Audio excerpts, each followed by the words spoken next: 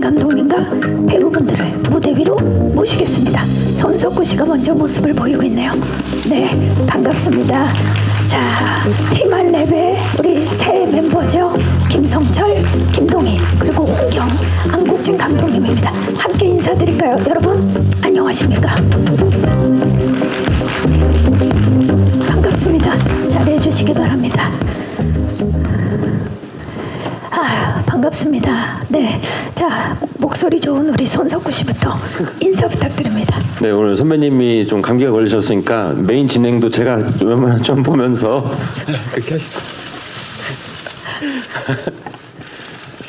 안녕하세요. 일단 제 소개를 드리자면 저는 댓글 부대에서 사회부 기자의 임상진 역을 맡은 손석구입니다. 와주셔서 감사합니다. 반갑습니다.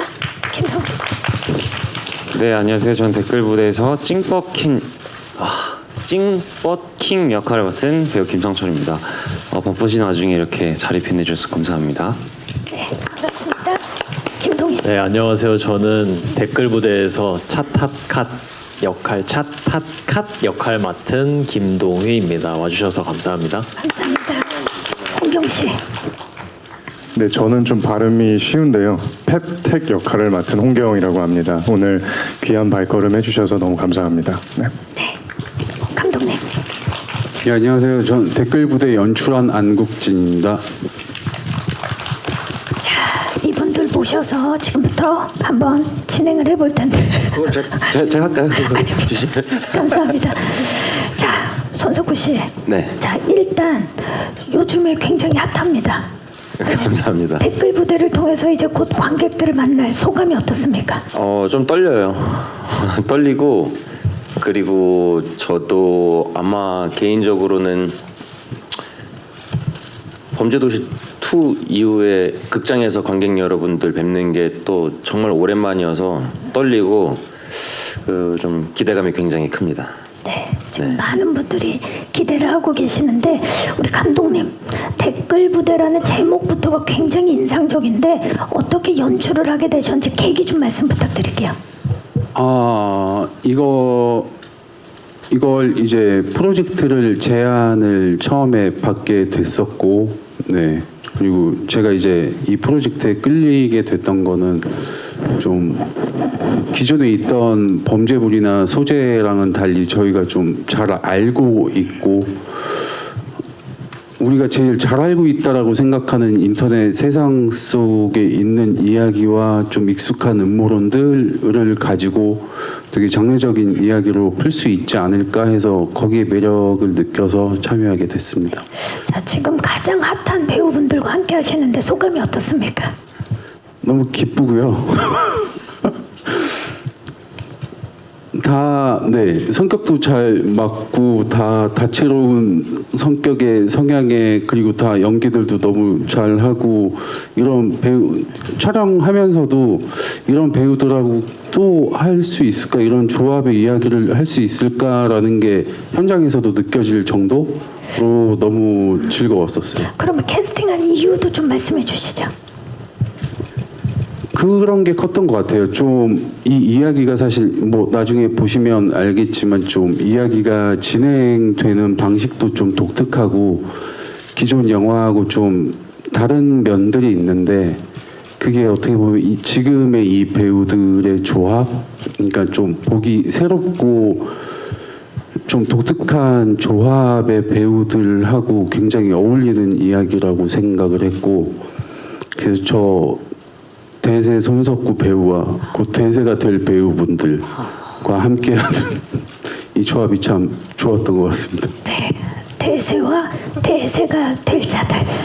자, 그렇다면 우리 배우분들은 이 작품을 선택한 이유? 이제 곧 대세가 되실 감독님을 충무로. 예.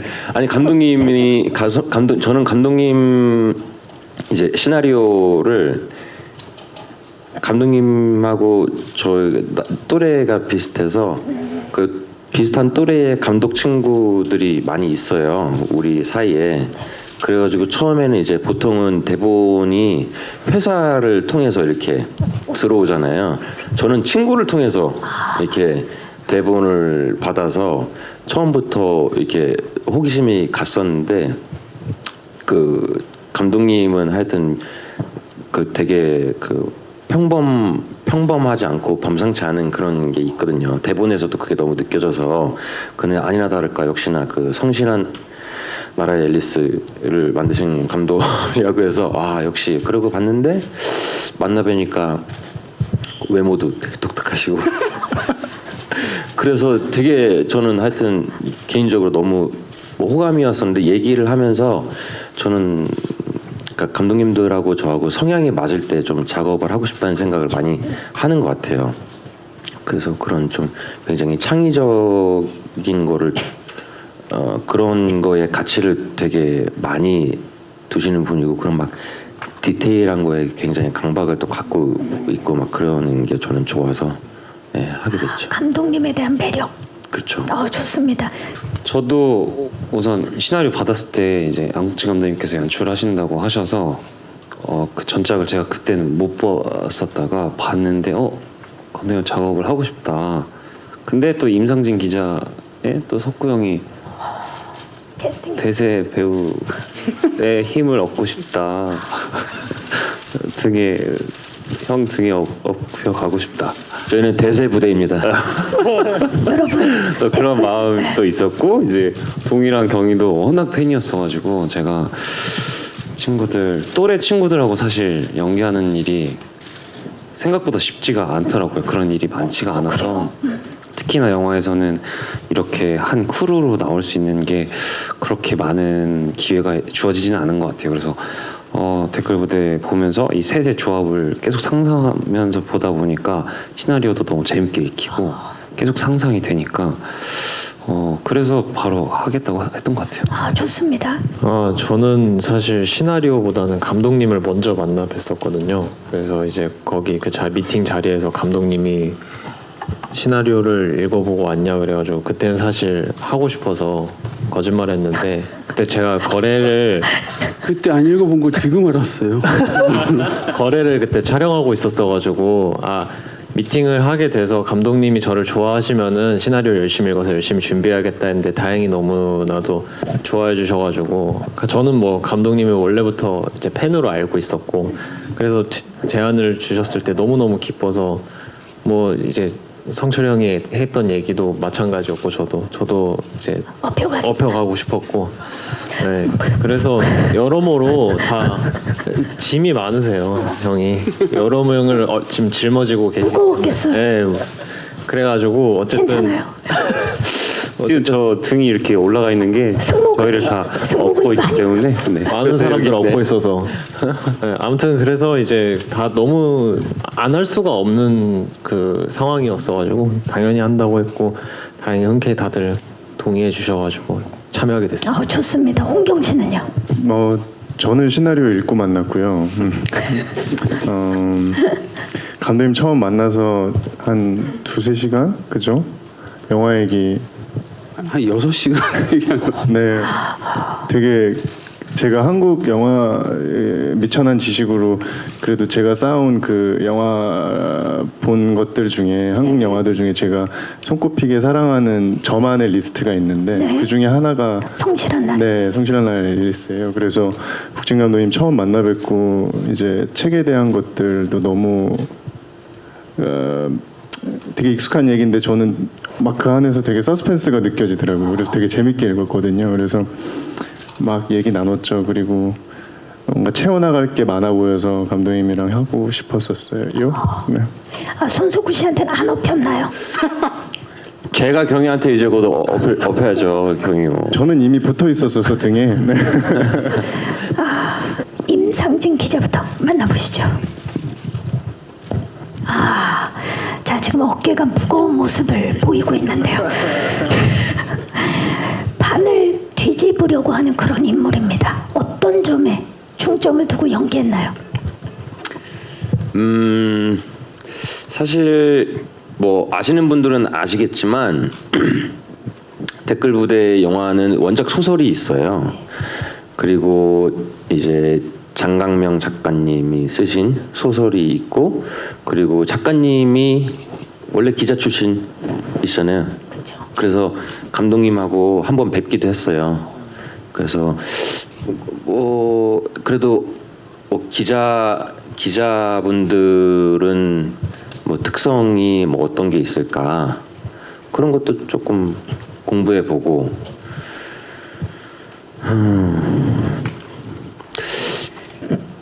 그랬던 것 같아요. 일반적으로 우리가 생각하는 기자와는 좀 차별점을 둔 걸로 알고 있어요. 굉장히 목표를 정해두고 달려가는 그런 기자인 걸로 알고 있는데요. 그렇죠. 그 속에는 이제 이 사람의 어떤 그 기자로서의 욕망이 굉장히 좀 큰 사람인데 그것 때문에 어떻게 보면은 이제 댓글 부대와 엮이게 되는 거고 그리고 이런 것들이 실제 굉장히 있을 법한 우리 주변에 있을 법한 뭐 굳이 기자가 아니더라도 다른 뭐 직종에 있는 사람들도 충분히 당할 수 있을 법한 이야기였기 때문에 사실은 제가 중점을 줬었던 거는 좀 그런 부분이 더 강했던 것 같고 그리고 이제 이 하면서 조금 그런 그 기자분들 뭐 영화에 그렇게 다 표현되지는 않겠지만 기자분들이 어떤 식으로 취재를 하고 그게 이제 우리가 읽게 되는 이까지의 과정을 조금 배워가는 게 저는 제일 재밌었던 것 같아요. 뭐 기존에도 뭐 사명감이라든지 정의감 있는 캐릭터들 많이 하셨는데 이번에도 그럴 것 같아요. 어떻습니까? 저는 사실은 사명감과 정의감이 있는 캐릭터는 그닥 재미는 없는 것 같아요. 예, 좀 덜 인간적이라고 느껴지는 것 같고 임상진 같은 경우에는 그런 나름의 정의감은 있다고 생각하지만 그렇게 표현하는 게 맞는 것 같아요. 그 정의감이 10명의 사람이 봤을 때 그게 다 옳은 정의감이라고 할 수는 없잖아요. 나한테는 정의감이지만 누구한테는 뭐 그릇된 믿음일 수도 있는 거니까 그런 부분이 어떻게 보면 우리 영화의 주제가 아닐까. 뭐가 진짜냐는 거를 조금 물어볼 수 있는 이 사람이 잘나서 그런 걸 대답해 주는 사람이 아니라 좀 못났기 때문에 그런 질문이 생길 수밖에 없는 이야기인 것 같아요. 네. 굉장히 고민이 깊으셨는데 지금 앞에 계시는 동료 기자분들께 한 말씀 하시죠. 그러니까 사실 굉장히 부담스럽습니다. 제가 뭐 기자분들 앞에서 기자 연기를 했다고 얘기를 하는 게 그 기사에 솔직하게 써주세요. 제 봤는데 저렇지 않더라. 뭐 이렇게 해주셔도 되고 모르겠습니다.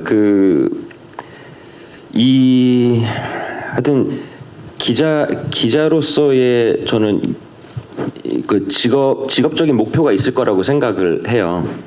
그게 어떻게 보면은 임상진 기자의 경우는 신문의 일면을 자기의 기사로 장식을 하는 게 또 목표가 있었고 그거를 달려가다가 뭐 잠깐 트레일러에서도 보셨지만 그게 이제 오보가 되고 이렇게 속된 말로 막 기레기라는 얘기를 들어가면서 거기서 이제 이 사람이 어떤 선택을 하느냐에서는 사실은 그 완벽한 인간상이라기보다도 점점 좀 미궁으로 빠져들어가는 그런 모습이 저는 좋았어요. 네. 좋습니다. 김성철 씨, 자 여론 조작을 주도하는 실제적 리더 찡퍼킹 역을 맡으셨는데 어떻게 준비하셨어요?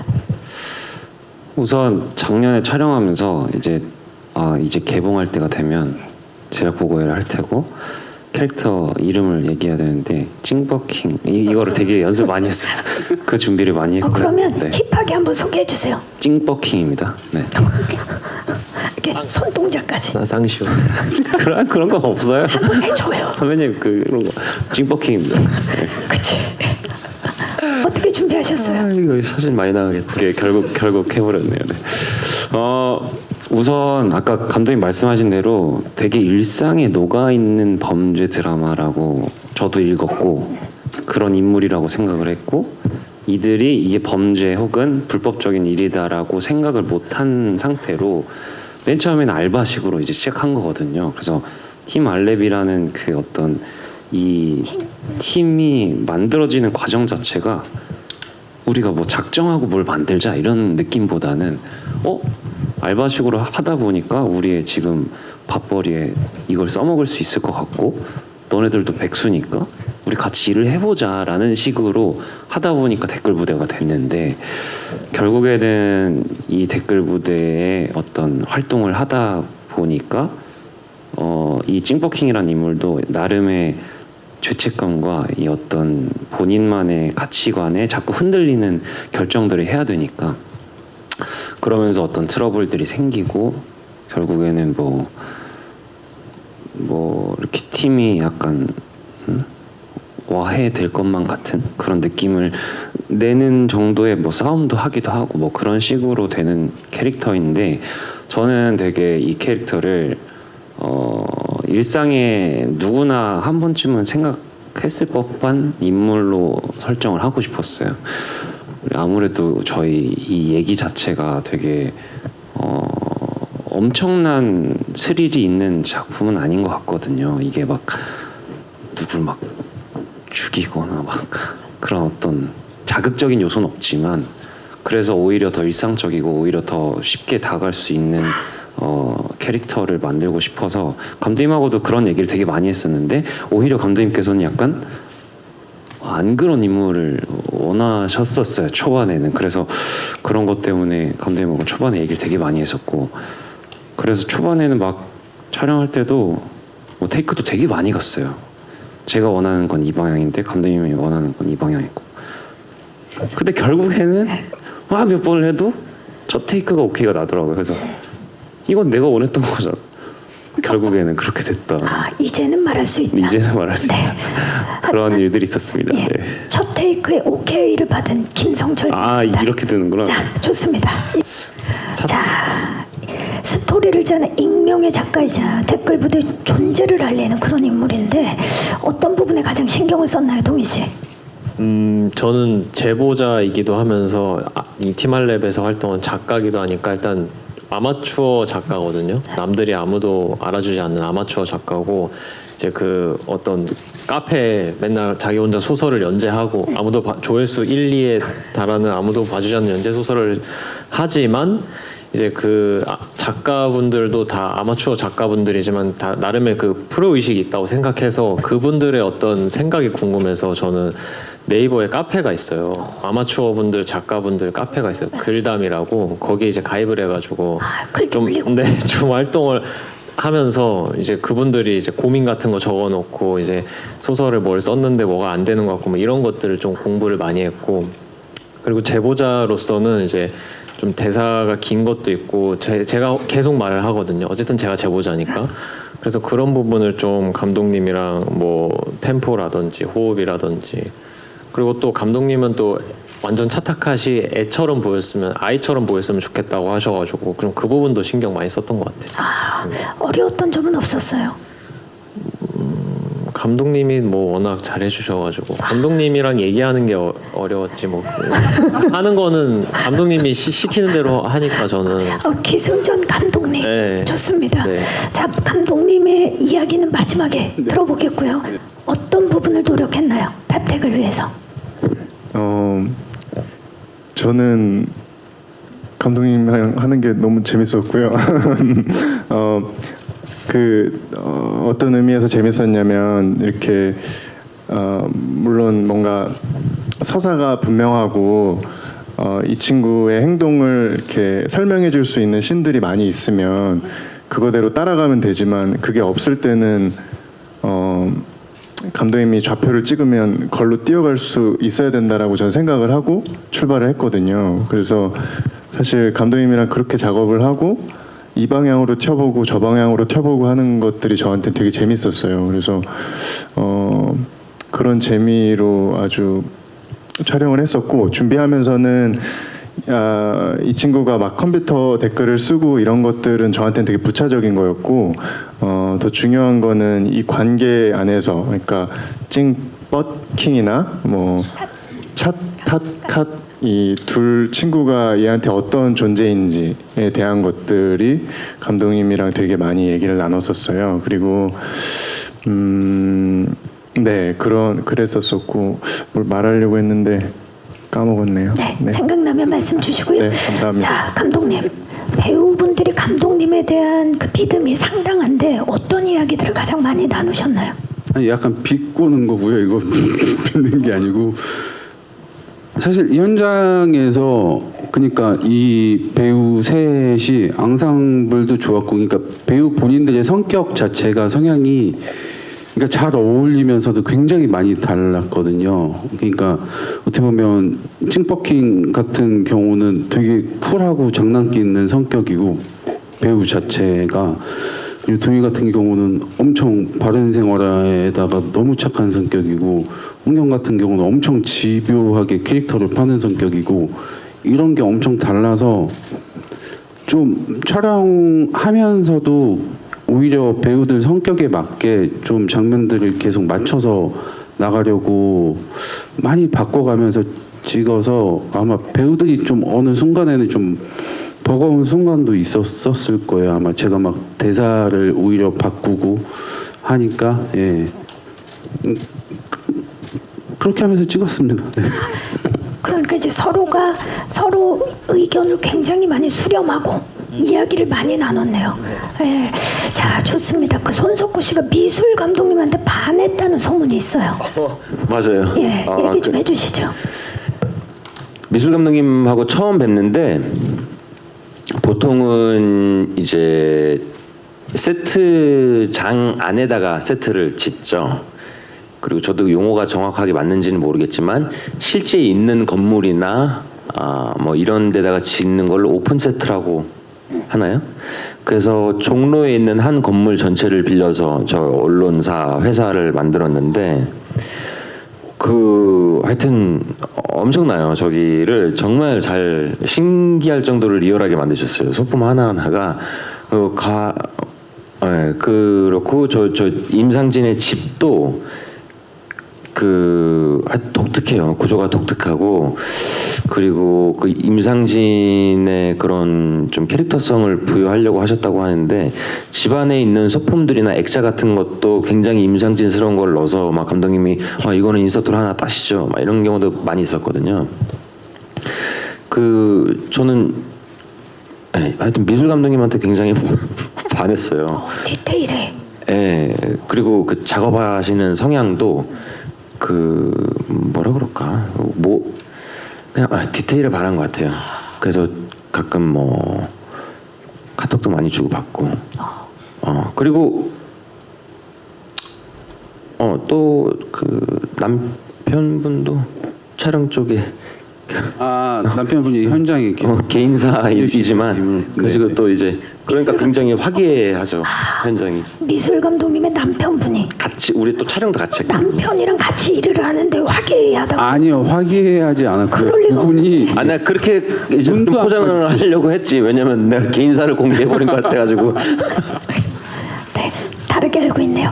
자, 그러니까 여기 공간으로 제일 고민이 컸던 거는 이 장소에 대한 게 상당히 영화상에 중요하기도 하지만 이렇게 다 큰 성인 남자 셋이 성향도 개성도 이렇게 강한 성인 남자 셋이 한 공간에서 한 몸처럼 살 수 있는 집이라는 게 어디까지가 진짜 같으면서도 재미있는 공간으로 나올까라는 게 제일 고민이 컸고 그러면서 이제 서로 각자의 방 크기나 벽 색이나 인물에 따라서 저 같이 있어야 되는 공간까지 오는 동선이나 이런 것들을 고민하다가 결국에는 선택된 장소입니다. 네. 그 각각의 방이 어떤 의미입니까? 예를 들어서 이 차타카 같은 경우는 이제 집에서 계속 글을 쓰고 고립돼 있는 것 같은 나머지 둘과도 약간은 감정적으로 거리가 먼 것 같은 캐릭터인데 방이 상대적으로 굉장히 좁고 자는 공간도 굉장히 어두운 공간이고 펩텍 같은 경우는 방이 화려한데도 또 반대쪽에 고립돼 있고 찡버킹 같은 경우는 그 같은 집 안에서도 상대적으로 더 좋아 보여요. 방 자체가 좋아 보이고 구조도 전혀 이 집안에 없을 것 같은 구조의 집 속에서 근데 서로 방까지 가야 되는 거의 길들은 다 뭔가 개미굴처럼 어떤 좁은 통로를 지나가야 되는 그런 구조들을 다 가지고 있습니다. 그렇다면 세 분은 어떠셨어요? 각각의 방. 성철 씨 마음에 드셨어요?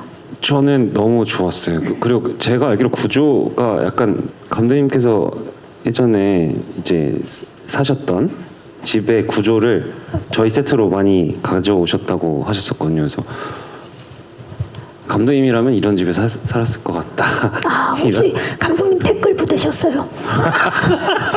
약간 돌이켜 보면 뭐가 달랐나 싶긴 하더라고요. 농담입니다. 그럴 수도 있어요. 그래서 이 동선을 이를테면 차타카 방을 가려면 펩텍 방을 지나야 되고 뭐 펩텍 방은 옆에 있긴 하지만 뭔가 되게 구조가 특이해요. 모든 구조가. 그래서 여기를 왔다 갔다 하는 동선이 생각보다 많이 나오거든요. 저희 영화에서. 근데 그 느낌 자체가 되게 이 세 명은 정말 고립된 아이들 같다라는 생각을 많이 하게 되는 집이었어요. 그리고 어찌됐건 사회 아직 사회 초년생들이라고 해야 될까요? 혹은 약간 사회생활을 두려워하는 친구들이기 때문에 밖에 있는 것보다 집에 있는 걸 더 좋아하는 이 세 명의 그 앙상블이 잘 녹여내줄 수 있는 그런 집이었던 것 같아요. 그래서 제 방은 좀 힙하고 되게 되게 세련된 그런 방이었어서 제가 낮잠을 꼭 자거든요. 촬영하면 저는 점심시간에 웬만해서는 자요. 밥을 안 먹고 제 방에서 그냥 꿀잠을 잤습니다. 항상. 네, 그렇게 잠이 잘 솔솔 오는 그런 방이었어요. 네, TMI. 자, 이번에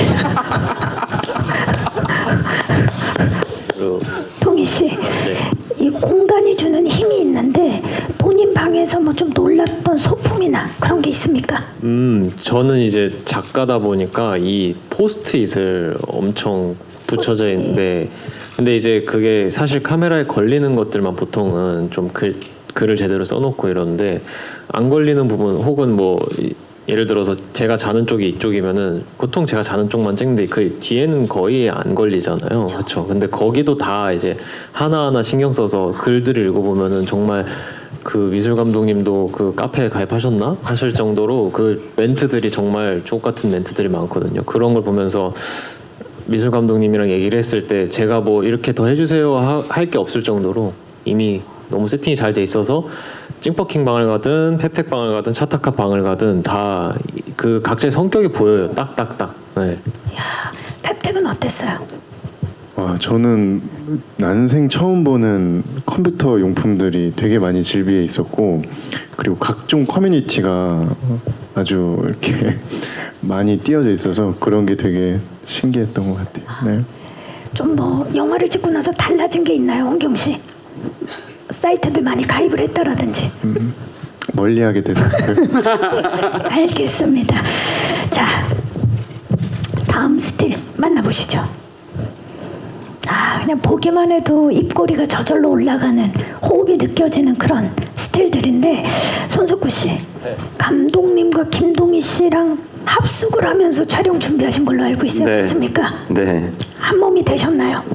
그러면 저희는 이제 완전 융합이 됐었죠. 그 시기에. 아, 특히나 이제 팀 알랩 중에서 동희 씨만 유일하게 만나잖아요. 맞습니다. 제보자로. 네. 호흡 어떠셨나요?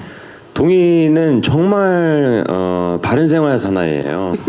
그리고 정말 바른 생활 사나이고, 그리고 이제 저와 감독님은 조금 어떻게 보면은 반대말이 뭐죠? 아니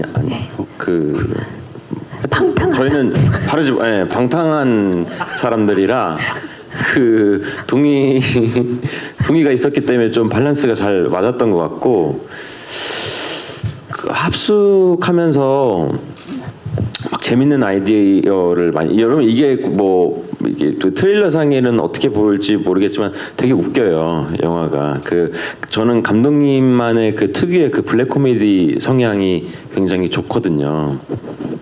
그래서 주로 뭐 좀 많이 웃으면서 좀 재밌는 대사 같은 거 생각하고, 뭐 회의는 정말 많이 했어요. 합숙하면서. 합숙도 하고 이 촬영 찍기 한 2주 전부터 합숙을. 조 감독님하고 피디님하고 이렇게 모여서 같이 상암의 사무실에서 그림을 그려가면서 맵핑을 해가면서 뭐 많이 했죠. 그 대본도 많이 또 수정이 됐었고 그 후로도 뭐 눈빛만 봐도 알겠네요 이제는. 감독님 눈빛이요? 감독님 눈빛 잘 안 보여요. 항상 저 안경을 쓰고 계세요.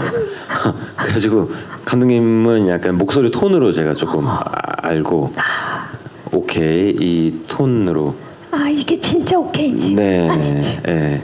감독님 또 컷을 많이 가는 걸로 유명하십니다. 그렇습니까? 엄청 많이 가요. 그만큼 웰메이드 범죄 드라마가 탄생을 했습니다. 각자 다 거의 한 20테이크씩 간친 씬들이 있어요. 네. 그 씬이 그러면 얼마나 중요한 씬인지 네, 네. 저희가 네. 나중에 꼭 네, 보도록 영화로. 하겠습니다. 네. 자, 우리 임상진 기자와 우리 그 동희 씨와의 또 만남뿐만 아니라 티말랩은 진짜 거의 동거동락하면서 촬영을 했을 거고 또래들이었는데 호흡 어땠나요, 홍경 씨? 아까 감독님 말씀해주신 대로 저희는 같이 살긴 하는데 성향이 너무 달라요 서로. 근데 거기서 오는 재미가 있었던 것 같아요. 연기할 때는 뭐 성철이 형이랑도 되게 이것저것 아이디어를 많이 내고 이렇게 찍었던 것 같고, 또 동희랑은 그래도 연배가 좀 비슷하고 전 작품에서 한번 미리 만났던 적이 있어가지고 되게 편하게 좀 그래도 편하게 했던 것 같아요. 근데 성철이 형이 주로 좀 아무래도 경험이 많다 보니 이렇게 많이 이끌어주시고 하셨던 것 같아요. 예. 김성철 씨, 세 분의 케미 점수를 매긴다면 몇 점일까요? 저희 케미 저희는 근데 저희는 감독님까지 포함해야 돼요. 4명. 네, 태양 손석구 씨는 왜 빼요? 석구 형은 이제 지금 저희가 5밖에 없는데. 적대하는 기자들 석구 형까지 하면 100이고 이제 감독님하고 석구 형 빠지면 80으로 생각하겠습니다. 그 정도로 네. 함께 해야 된다. 네, 그 되게 저희가 촬영이 거의 세트, 그러니까 저 세 명이 함께 있는 공간은 거의 세트였거든요. 아까 말씀드렸다시피 셋이 다 같이 외출하는 경우가 그렇게 많지 않아요. 그거는 이제 성격, 캐릭터적으로 저희가 그렇게 설정을 했었기 때문에 잘 안 나왔고, 거의 저 세트 안에서 예방, 째방, 거실, 뭐 오늘은 내 방에서 회의하자, 내일은 얘 방에서 회의하자, 뭐 그런 식으로 했어가지고 거의 진짜 동고동락하면서 되게 잘 지냈던 거. 너무 좋네요. 동희 씨, 네. 뭐가 제일 떠올라요? 일단 성철이 형이 제가 아침에 아까 말씀드렸던 그 20테이크를 찍는 동안 낮잠 자고 있었고, 경희는 또 대사를 저한테 해줘야 돼가지고 뭐 쉬지도 못하고 계속 영화에서 빨리 와 이게 있거든요. 처음에 그거 계속 해주느라 20번 동안. 네, 성철이 형도 처음엔 하다가 지쳤는지 자버리더라고요. 예. 그런 것도 있었고, 그리고 저희가 이제 회의하면 그 극 중에서 막 먹는 씬들 있으면은 계속 그냥 같이 먹으면서 얘기하고, 그러니까 저희끼리 얘기하는데 카메라 롤 눌러놓고 하는 것 같은 정도로 얘기도 되게 많이 하고, 뭐 그 세트장이 집 같을 정도로 많이 적응할 필요 없이 그냥 적응이 딱 됐던 것 같아요. 정말 찐친이란 무엇인지가 느껴지는 그런 대답인데, 감독님은 어떠셨어요? 함께 하시면서. 사실 20테이크가 아니고 18테이크였고요. 네, 네. 네, 이걸로 정확하게. 계속 저한테 욕을 해서 제 마음이 불편해가지고 그냥 사실 같이 하는 동안 그냥 다 말이 잘 통하고 비슷한 또래에 그냥 티격태격해도 금방 풀리고 그런 것들이 저는 너무 재미있었어요. 사실 이제 시나리오를 거의 이야기하면서 이 캐릭터에 맞게 새로 만들어가다시피 하고 동선을 새로 짜다시피 하고 그런 시간들이 많았는데, 저는 사실 이게 정말 다 같이 만들었다라는 생각이 강하게 들 정도로 너무 좋은 시간들이었었어요, 다들. 정말 친해질수록, 그리고 호흡이 좋을수록 웰메이드 작품이 탄생할 수밖에 없겠죠. 저기 카피에도 나오는 것 같은데 저기 내 기사 오보로 만든 거 니네들 아니지? 이렇게 제가 물어보거든요. 저 굉장히 두려운 질문이라고 생각을 했어요. 예, 의심을 하게 되는 거니까 자기 자신이 했던 일을 그게 하여튼 기자라는 직업에 대해서 다시 좀 생각해 보는 계기가 됐어요. 엄청난 책임감이 따르는 직업이고, 그리고 두려움도 많이 따를 것 같고, 그래서 그 좀 뭐 기자분들이 이렇게 평소에 좀 이렇게 갖게 될 수밖에 없는 그 책임감과 무게를 견디면서 하신다는 게 저는 되게 또 존경스럽더라고요. 예, 예. 그리고 뭐 좀 해도 뭐 그런 얘기 우리 많이 하잖아요. 야, 이거는 해도 얻을 게 없어. 막 이런 일인데도 해야 되는 것들이 또 있는 거고. 정리감과 예, 예, 예. 뭐 그렇습니다. 그렇게 대사가 굉장히 현실적이에요. 보시면 더 아시겠지만. 맞아, 이렇게 알면 알수록 더 존경스러운 부분이 있죠. 맞아요, 맞아요. 네. 자, 부담은 없나요? 네, 부담은 전혀 없고요. 그리고 그런 부담이 있다면 오히려 그런 부담감 때문에 제가 전에 했던 것들을 재생산하려는 마음만 생길 것 같아서 아마 제가 이런 작품을 할 때마다 기자 여러분들한테 가장 많이 드리는 말 중에 하나가 저는 새롭고 다른 거를 하고 싶은 열의 때문에 작품을 선택을 한다고 항상 저는 말씀을 드리는 것 같아요.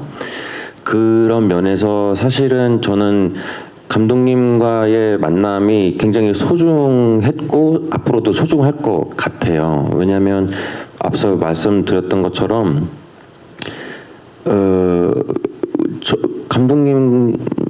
저도 늘 그렇지만 감독님께서는 정말로 기존에 나왔던 영화와 무언가는 다른 나만의 거를 하고 싶어하는 그런 게 저는 너무 좋았거든요. 그래서 사실은 제가 이제 업히는 거죠.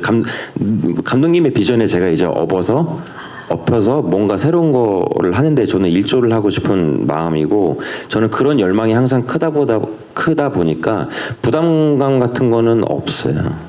예. 그러니까 영화가 잘 되고 안 되고는 감독의 몫이다. 그렇죠. 네, 좋습니다. 자, 우리 아니 그건 아니고 감독님을 농담입니다. 제가 엎여 있죠. 자, 오늘 누가 누구한테 엎여 있는지 꼭 밝혀보도록 하겠습니다. 어떤 노력들을 했나요? 케미를 위해서. 이거를 이제 저희가 촬영 전에 이제 미팅하고 리딩하고 이럴 때 이 얘기가 한번 나왔었거든요. 이 세 명이 결국에는 한 사람의 입으로 나오는 것처럼 어떻게 될까.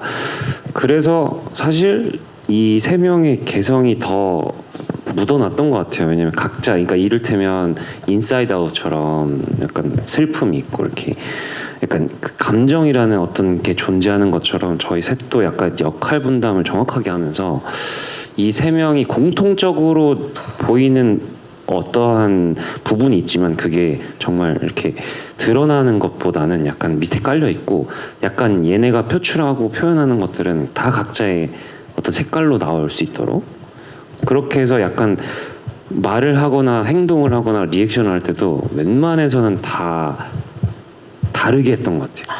혹시 기억에 남는 대사 있나요? 찡떡해. 와, 기억에 남는 대사요? 예, 그런 거 있어요. 그 이제 어떻게 편집이 됐을지 모르겠는데 이제 홍경 배우랑 어그로를 끌어야 돼. 그러면 경희가 이제 끌면 안 된다니까. 그럼 제가 어그로를 끌어야 돼 해서 왔다 갔다 하는 한 4-5번의 말이 있어요. 똑같은 말을 똑같이 하거든요. 끌어야 돼. 아니야. 끌어야 돼. 안 된다니까. 끌어야 돼. 안 된다니까. 근데 카메라 계속 펜 이렇게 하면서 했던 게 있는데 거기서 드러나요. 이 성격들. 약간 이 한 사람이 생각하고 있는 그런 느낌? 그런 것처럼 약간 그런 느낌이 많이 나요. 기대됩니다. 동희 씨, 네. 어떤 노력들을 했나요? 케미를 위해서. 저도 성철 형이 얘기했던 것처럼 결국에는 이 티말랩이 하나의 목표를 향해서 달려가야 된다고 생각을 했고 그게 그 목표를 가는 이유가 다 각자 다르겠지만 누구는 돈을 벌고 싶고 누구는 이걸 통해서 뭔가 유명세를 얻고 싶고 뭔가 다 각자의 이유가 있겠지만 결론적으로 우리가 그 여론 조작을 하는 것 자체만으로도 우리가 진짜 그걸 직업 의식을 가지고 해야 된다라고 생각을 해서 그 작업을 할 때만큼은 각자의 형이 말했던 것처럼 개성은 밑에 깔아두고 우리 딱 요걸로만 인해서 달려가자 하니까 자연스럽게 이렇게 케미가 나타나고 모였던 것 같아요. 기억에 남는 대사 있나요? 저는 이제 그 어쨌든 제보자로서 석구 형한테 임상진 기자한테 기사를 써달라고 해야 되니까 그러면 기사를 내가 왜 써줘야 돼라고 했을 때 차타카시 하는 말이 100%의 진실보다 진실이 섞인 거짓이 더 진짜 같다라는 대사가 있거든요. 네. 근데 그런 걸로 어쨌든 차타카는 항상 그 말을 쓰는 사람이니까 그런 말들이 좀 많아요. 되게 이거 말고도 그런 후킹하는 말들의 대사가 좀 기억에 남아요. 좋습니다. 홍경 씨. 저는 그 방금 두 분 말씀해주신 것처럼 공통적으로 얘네들이 붙어 사는 데는 어떤 한 이유가 있겠지만 감독님한테 시나리오 처음 받아서 그게 어떻게 변화가 됐는지 모르겠는데 처음 받아서 제가 들었던 생각이나 아이디어를 말할 때 싸워야 된다, 부딪히고 싸워야 되고 서로 다른 게 있어서 계속 갈등이 생겨야 된다를 되게 많이 말씀을 드렸거든요. 그런 걸 채워나가려고 했고 저는 좀 그런 노력들을 했던 것 같아요. 그게 되려 하나로 보일 수 있게. 네. 기억에 남는 대사가 있다면요? 대사는 그게 정확히 라인이 정확하게 기억은 안 나는데 마지막에 얘가 그 마지막쯤 가서 하는 말이 있어요. 나도 이렇게 될 줄 몰랐잖아. 나도 잘 몰랐잖아. 이런 뉘앙스로 말하는 게 있는데 그냥 이 아까 성철 배우 형이 말해준 대로 그 사회 초년생 혹은 이 시기를 지나는 사람들이 뭔가 어떤 것들을 저지르고 뭔가 이렇게 얘기를 할 때 거기서 저는 느껴지는 게 컸었어요. 네. 나도 몰랐잖아. 네. 네, 어떤 사실 조사? 꽤 오랫동안 인터넷을 달고 살아서 뭐 조사를 할 것도 없고 이미 잘 아는 것도 있었고 그리고 연출부 구성 자체를 일부러 커뮤니티 세대와 커뮤니티를 잘 안 하는 그렇게 인원 구성을 해서 커뮤니티를 잘 안 하는 사람이 어디까지 이해를 할 수 있는지와 커뮤니티를 잘 빠삭하게 알고 있는 세대가 어디까지가 당연한 건지를 연출부 구성을 그렇게 애초에 해서 계속 회의하면서 만들어 갔고 네, 거기서 이제 대중들이 좀 커뮤니티에 친근하건 친근하지 않건 간에 다 이해하면서 재미있게 볼 수 있도록 많이 노력을 했던 것 같아요. 그리고 실제로 있던 밈이나 이런 것들도 거의 저작권을 풀어서 다 구매해서 최대한 사실적으로 표현을 하려고 했고 아마 보시면 눈에 익는 것들도 있어서 아마 재미있게 보실 수 있을 거라 생각합니다. 네, 정말 얼마나 오랫동안 준비를 하셨는지가 느껴지는데 질문 주신 기자님들 진심으로 감사의 말씀드리면서 감독님 지금 이제 말씀하시는 거를 들으니까 제가 혹시 라디오 DJ 할 때 저한테 사연 보내신 적 없으십니까? 이름이 제가 김국진 씨랑 친하잖아요. 안국진이란 이름이 아 진짜 흔하지 않잖아요. 혹시 보내셨나요? 네 맞습니다. 사실 이거 좀 창피한데 사실은 어제 여자친구랑 헤어졌어요 이런 거? 아니야 그런 거 아니에요.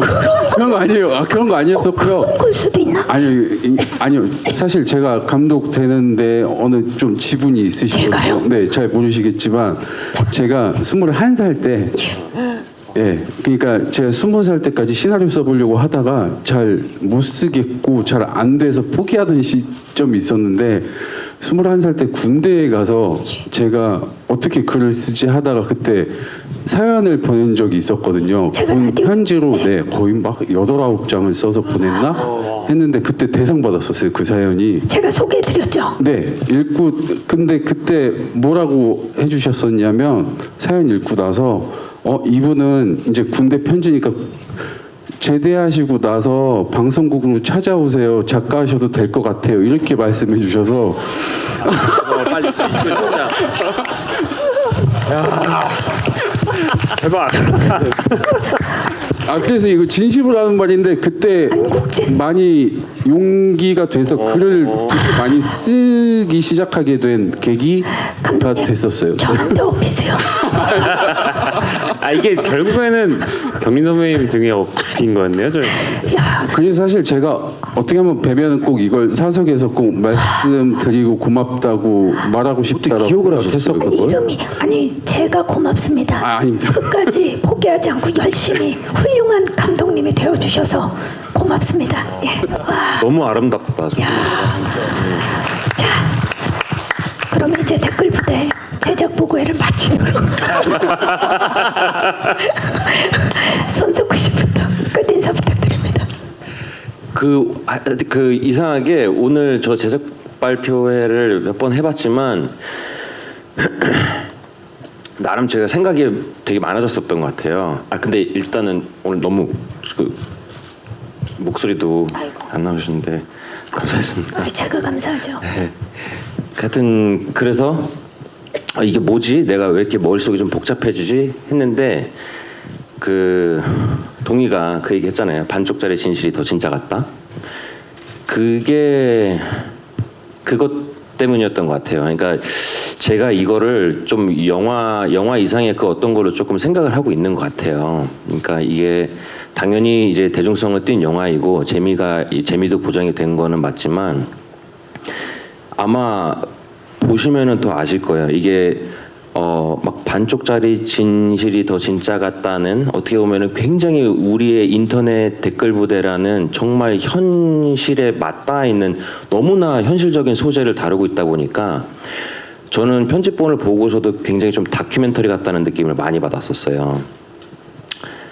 굳이 따지자면 약간 다큐멘터리 블랙 코미디 약간 이런 식으로 보였는데 그러다 보니까 한마디 한마디가 좀 조심스러워지더라고요. 이게 물론 이제 상상력이 추가된 영화의 영역 안에서 우리는 창작을 한 거지만 그래서 성철이가 얘기했었던 어떤 그 영화적인 서스펜스가 아니라 그런 것보다도 오히려 더 공포스럽고 두려워지고 좀 서스펜스가 생기는 것 같아요. 나한테 일어날 수 있는 일이라고 이게 너무 좀 팍 와닿는 게 있어서 그런 거가 나와야 되지 않나 그런 영화가 싶어요.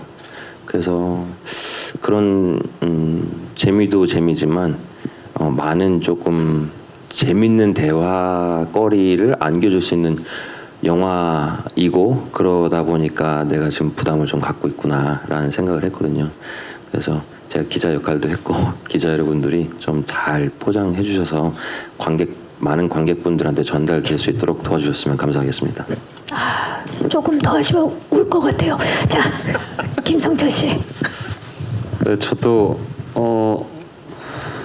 이런 영화 제작 보고회가 1년 반만인 것 같아서 사실 오늘 되게 오랜만에 인사를 드리겠다라는 마음에 긴장도 되고 사실 기대도 많이 하고 왔는데 오늘 또 많이 와주셔서 너무 감사드리고 저희 영화 자체가 사실 말씀하신 대로 되게 색다른 것 같아요. 색다른 시도가 있었던 것 같고 아마 감독님도 많은 용기를 내셨을 거라고 저는 생각하고 저희 배우들도 각자가 하고 싶고 장점으로 갖고 있는 어떤 무기들이 있겠지만 그런 것들을 많이 내려놓고 약간 융화되는 방향으로 저희가 좀 길을 잡은 것 같아요. 그래서 그런 어떤 앙상블들이 잘 만들어진 영화라고 저는 생각을 해서 전 아직 편집본을 보진 못했거든요.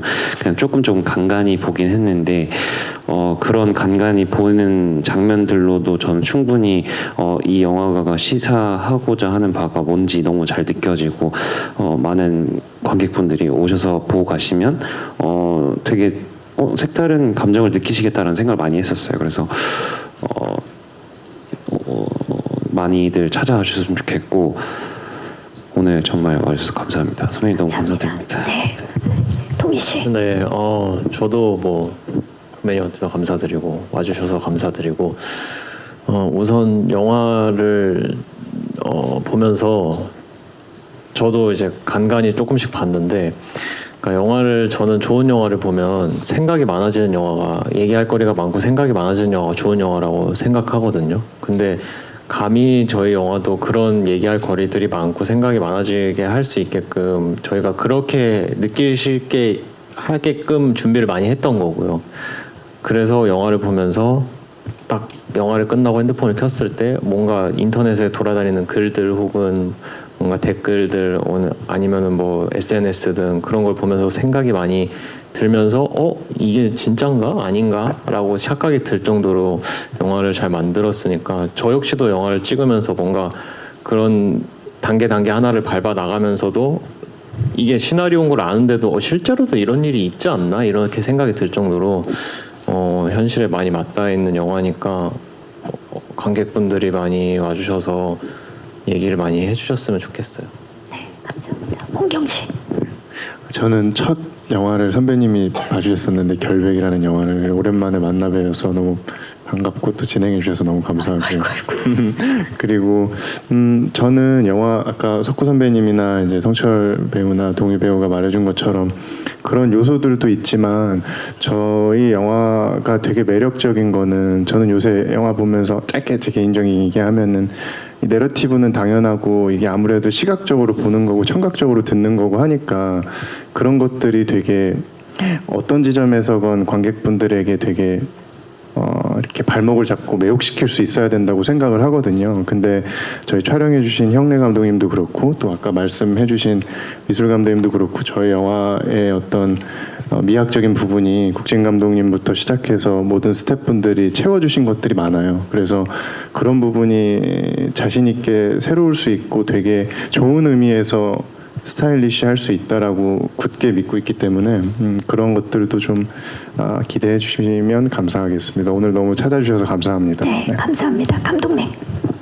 네, 뭐 앞에 다 뭐 동의하는 바이고 제가 처음부터 생각했던 거는 그냥 더 크게 얘기하면 사실 한국적인 오리지널리티가 강한 이야기, 전 세계에서 우리만 할 수 있는 이야기를 해야 한다고 생각했고 저는 그렇게 나온 것 같아요. 네, 그래서 만족하고 있고 꼭 극장에서 확인해 주셨으면 좋겠습니다. 네, 감사합니다. 자, 이제 포토타임을 위해서 무대 정리하는 동안에 마이크를 의자 위에 올려주시고 무대 옆쪽에서 준비해 주시기 바랍니다.